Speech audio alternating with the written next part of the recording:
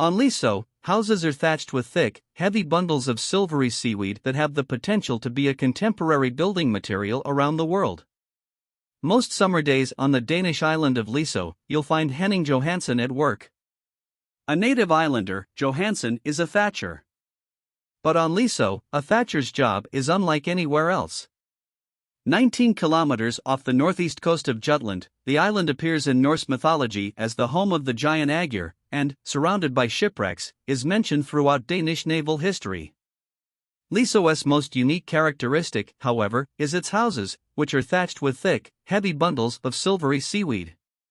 Seaweed thatching began on Liso in the 17th century and is largely unique to the island, though seaweed roofs were later reported to have been seen on Scotland's Orkney Islands. Liso, which had a thriving saltworks industry, had been deforested, trees were burned to feed the salt kills, so islanders needed to find an alternative roofing material. The island itself has scant resources and, consisting largely of mudflats and sandbanks, is difficult to cultivate, so instead residents looked to the sea. People are always surprised, because they're expecting it to smell or be slimy.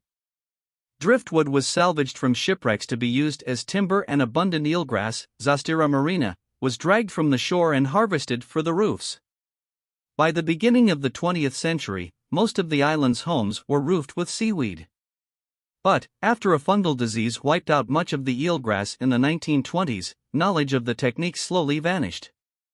Today, only 36 seaweed-roofed houses remain on the 1,800-person island.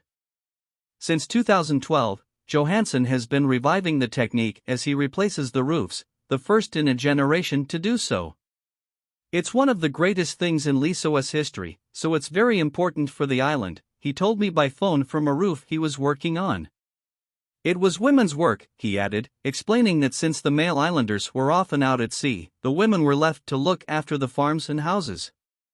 They were alone on this island and taking care of themselves. They found a way to make these roofs, which is not seen elsewhere in the world. So, of course, we are very proud of the heritage. Around 40 to 50 women would work on the roofs together. They would gather the seaweed after autumn storms, then spread it out on a field to dry for around 6 months, which would remove microalgae and make it rot-resistant. When building began, they'd treat the eelgrass almost as if it were wool by twisting it into large vasques, ropes, then tying them to the rafters to serve as the base.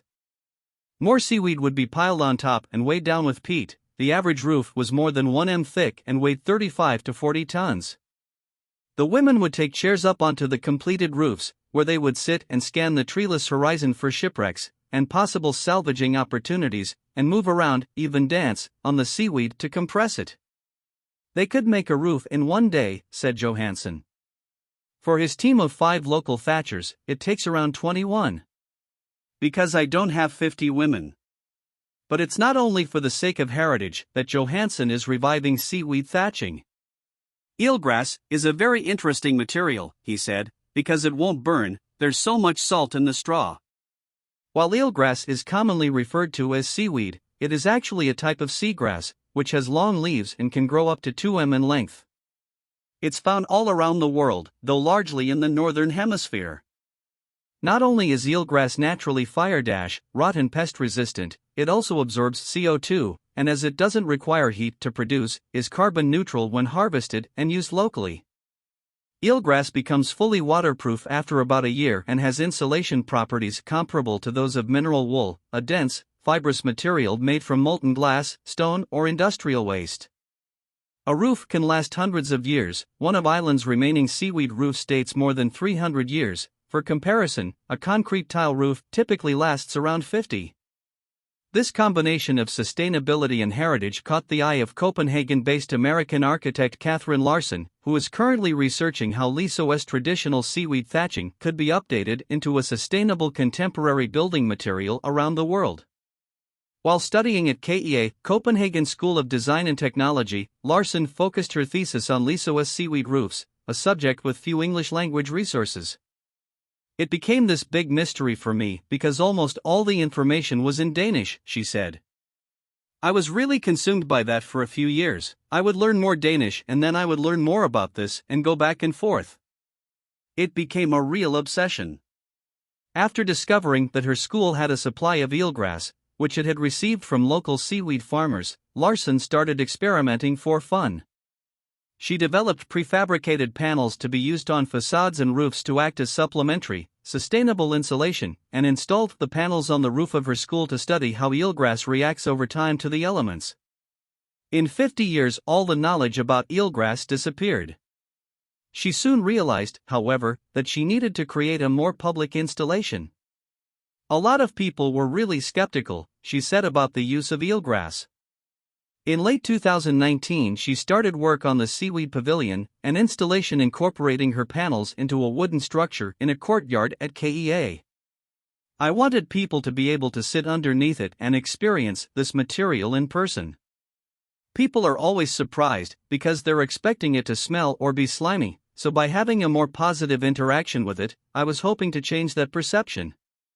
What I really wanted to drive home was that this is a really good form of natural installation, she said, explaining that with this type of installation you don't need a vapor barrier, which is not air permeable. You can use a lot of it and air will go through your building and not get blocked, so the whole construction will breathe and the air quality will be a lot higher. Larson wants to change the way the building industry looks at older techniques, which were not only better for our environment, by using natural renewable resources, but we're also creating buildings that were a lot healthier for us.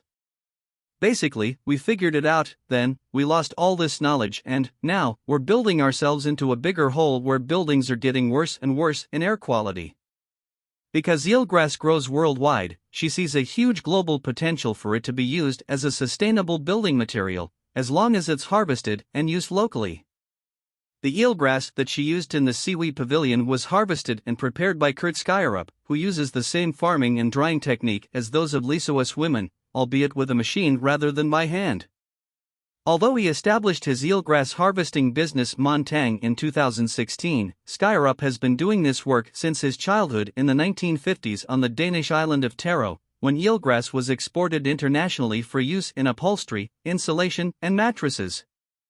It's a nugget of history that underscores how common a material eelgrass used to be.